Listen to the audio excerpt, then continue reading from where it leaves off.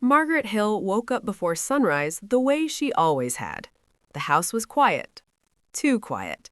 The kind of silence that presses on the chest and reminds you of everything that has already passed.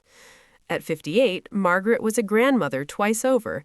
Her children were grown. Her husband had been gone for 6 years. The rooms that once echoed with laughter now held only memories. She moved slowly through the kitchen, making tea. Her hands showed the years. Strong hands.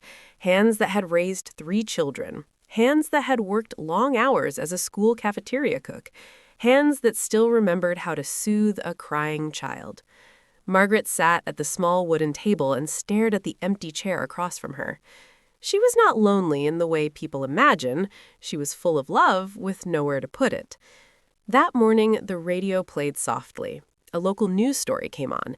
It spoke about children sleeping in offices because there were not enough foster homes. Babies passed from one temporary place to another. Teenagers aging out of the system with no family at all. Margaret turned up the volume. Her heart began to pound.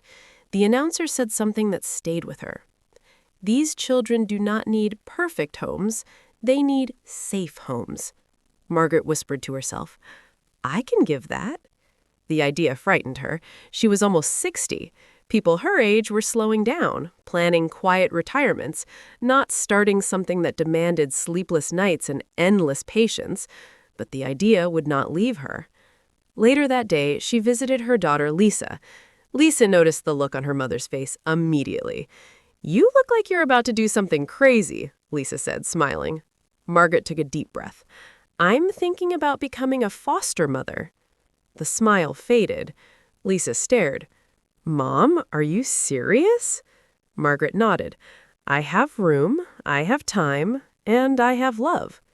Lisa worried about her mother's health, her energy, the heartbreak that could come. But Margaret was steady. I survived raising 3 children. I survived losing your father. I can survive this. Weeks later, Margaret attended her first foster care orientation. She was the oldest person in the room. Young couples sat together holding hands. Single adults took notes nervously. Margaret listened carefully. Background checks, training classes, home inspections. None of it scared her. What scared her was the thought of children with no one waiting for them. The process took months. She cleaned every corner of her house. She turned the spare room into a bedroom again. She bought a small crib even though she did not know who might come. When the approval letter arrived, she cried quietly in the kitchen. Not from fear, from purpose. The first call came at 2 a.m. A newborn, born addicted, no family able to take him. Margaret did not hesitate. Yes, she said, bring him. When the social worker placed the tiny baby in her arms, Margaret felt something awaken inside her. The baby was shaking, crying softly, so small and fragile. Margaret held him close. You are safe now, she whispered. The nights were long, the crying relentless. Her body ached in ways it had not in years. But every morning she woke up and did it again. She named him Noah for herself, just a name she used in her heart. She knew he might not stay. Noah stayed 6 months, long enough to grow, long enough to smile, long enough to change Margaret forever. When he left to be adopted, Margaret cried for days. She packed away the tiny clothes. She wondered if she could do it again. Then the phone rang. And again, and again. A toddler removed from an unsafe home, 2 sisters who refused to sleep apart, a teenage girl who trusted no one. Margaret welcomed them all. She learned new rules, new therapies, new ways to love without owning. Her age became her strength. She did not rush. She listened. She knew that healing takes time. The children began calling her Grandma, even those with families somewhere else, even those who would never return. Her house filled with noise again, with toys, with arguments and laughter. Neighbors noticed, school teachers noticed, social workers talked about her. She is different, they said. She sees them. By the time Margaret turned 65, she had cared for more than 20 children. Awards came, recognition, but she cared little. What mattered were the calls, the visits, the photos sent years later.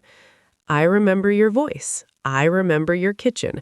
I remember feeling safe. Margaret kept going.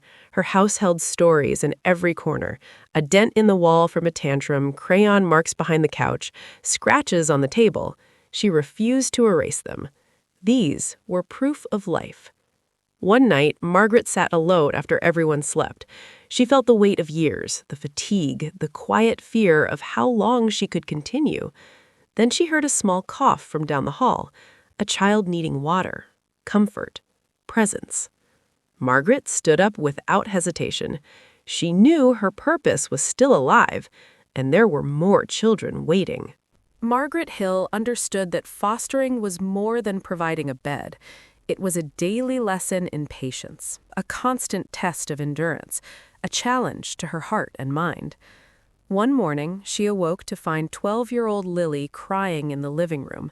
She had been removed from a dangerous household. Her trust in adults had been broken for years. Margaret sat beside her, not saying a word, simply holding her hand. The small fingers tightened around hers.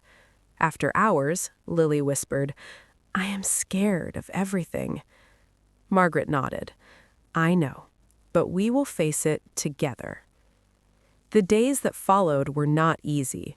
Lily refused school, she refused to eat, she refused to leave her room. Margaret did not push, she adjusted. She sat in the doorway, she read stories aloud, she left meals outside the door. Slowly, Lily emerged, one small step at a time. Margaret celebrated each victory, no matter how minor it seemed to others. Meanwhile, a 5-year-old boy named Henry arrived. He had witnessed violence, he had nightmares, he screamed during thunderstorms. Margaret stayed with him, rocked him, sang softly. She even let him sleep in her bed when he was too frightened. Her neighbors whispered, "Isn't she too old for this?" But Margaret did not care. She had discovered something vital. Her age gave her perspective. She had survived loss. She had survived grief. She had learned to wait for healing. Her home began to feel like a sanctuary. Children felt seen. Children felt safe. Children began to imagine futures. One evening, a social worker asked Margaret, "How do you do it all?" Margaret smiled. "I just show up every day, even when it is hard." The words were simple, but they carried weight. She organized routines. Morning chores, homework sessions, bedtime rituals. Consistency became a lifeline. Margaret learned to celebrate small things, a meal eaten, a smile, a child saying thank you. Teenagers arrived too, each carrying scars from neglect. Some had run away from previous foster homes, some had been abandoned. Margaret never judged. She met them where they were. She set boundaries, but she also offered freedom within safety. A boy named Aaron had spent years bouncing between homes. He was silent, moody, defiant. Margaret welcomed him, not expecting miracles, not asking for gratitude. He began helping with chores. He began cooking simple meals. He began laughing during movie nights. Margaret noticed changes, not dramatic, but steady progress. She understood the value of patience, of showing up, of offering love without demanding return. Sometimes she worried, would she have enough strength? Would she be too tired? But the children gave her energy. Margaret Hill sat in her favorite chair, looking out the window at the yard that had seen so many children grow. The swings creaked in the wind. The garden bloomed with colors carefully tended. The house smelled of fresh bread and lavender. Her home had become more than walls and furniture.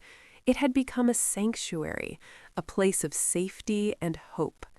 She remembered the first baby she had welcomed at 58, the tiny, fragile life she held in her arms.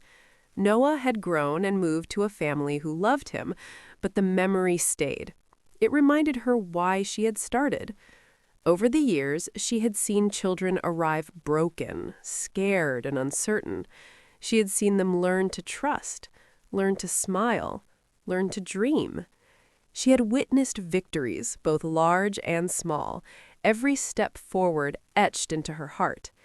Margaret thought of Daniel, the silent boy who spoke for the first time under her patience.